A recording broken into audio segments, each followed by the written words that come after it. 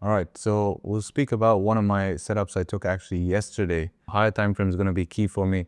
If we look at the daily time frame here, gold had been consolidating for a couple of days here in a very tight consolidation range.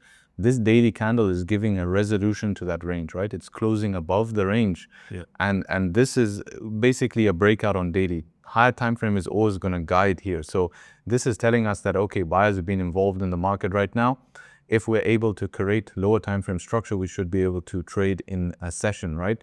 London didn't really give me much options, but when we come to NY session, we see that the 4-hour time frame as well managed to close above this range here. And we start to break out of this consolidation that we were in, which is kind of just a range. Yes, it is tradable within the range, but now we started to leave that range. You can see this little 4-hour resistance right here. This could be a question, would it be a problem or not a problem? The point is that with volume, we should be able to push through, but that's where we use my entry time frames, which is 15-minute. So when you drop down to the 15-minute, you'll be able to see that we did end up closing above that. It was problems on lower time frames. You see the first time we tested it. Yeah. This is where markup, I just basically use simple horizontals to mark up my charts. You can see it was a problem. We did pull back off that zone. Once we leave that zone, again, idea comes from higher time frame. Higher time frame gave the green light for buys. 4-hour closing bullish, daily candle closing bullish. That means my bias is bullish. On top of that, it's giving the green light that price should be able to go up, resolve this range we've been in. And what we see is this 15-minute candle opening. I also checked the range to the left. Where's my next resistance? And we're pretty much clean all the way up to that second line. You can see we're pretty much clean up to the second line here. Yeah. So for me, that shows that there's no issues and we should be able to move through this range. Ultimately, I don't like that we pushed up through here without creating structure, because structure creates liquidity. You can have liquidity grabs, but structure creates liquidity. We can see that there was no structure in here. It was 1, 2, 3, 4 green candles back to back. We dropped down to the 5-minute did end up giving that structure here. A lot of people are scared to buy highs like this, but when gold starts with momentum, it has momentum, and you need to capitalize on that momentum. I use key level here first, which is going to be that 85 level, just a round number every $5. So idea was pull back. You started to see this candle close above. As soon as it closed above, that would be my trigger here for a long position to run stops below that structural point and expect momentum to continue bullish here to play out the trade. And yeah, that's basically the trade there. You can see it triggered in, and then you can just kind of guide it towards TP there.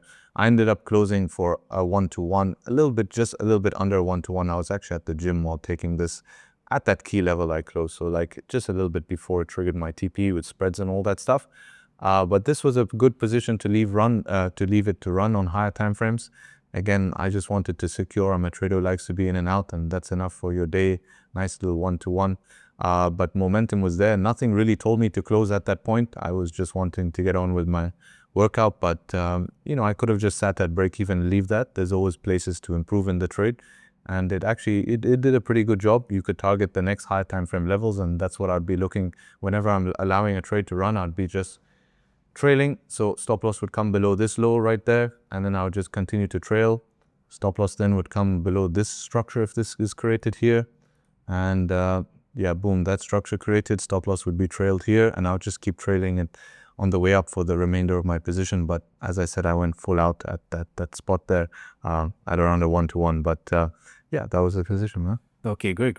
So do you think you could have had a better entry? Right. This, if you look at the time, this was around 6, right? 6 p.m. Dubai times. Yeah. London session would have been probably back. Yeah, but this is for New York session. I Okay, took so this. Yeah. okay. Yeah. With this, do you think you could have maybe had a better entry? Or The thing is, I want to be outside of the range. This line here was the 4-hour resistance, if you remember.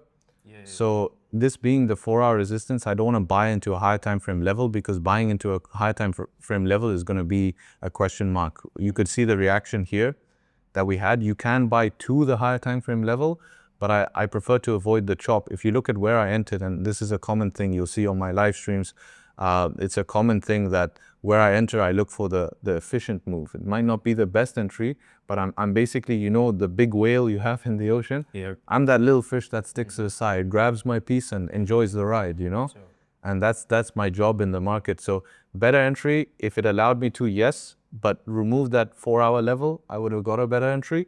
With the 4-hour level there, I feel being above it would have been safer, and gold with momentum will come through. I just love how simple you just broke down the chart, because it's pretty much like simple resistance level. Yeah, exactly. Yeah. And this is something that I feel like a lot of beginners, when they come into the market, they just approach trading as the traditional way of learning in school, Yeah. So they are trying to learn as many things that they can, like, Exactly. whatever, I don't want to mention it, but try and learn everything, because they feel like the more they learn, They want to trade like the banks. fact, the more they learn, better they're gonna be on the chart, Yeah. But in trading, it's literally not like that, No. The simple way you can keep the chart, it's gonna be very clear, right? And as you can see, I just love the approach, and I love that, Yeah. Great. All right. So, pretty much you are a day trader, right? Yep. So I'm a session trader, which means I look to take a trade within a session. I'm not a scalper. I believe lower time frame scalping initially fails with commissions and the amount, the frequency. It's not healthy. So I trade in a session. I'm looking to catch in every session. You should have some sort of move push. Yeah. I'm looking to capitalize off that push and then get on with my day. So I have one shot per session basically. I love that. All right. Guys, there you have Harry breaking down his trades. You saw the thought process and all of that, and I hope you learned something from it as well. All right.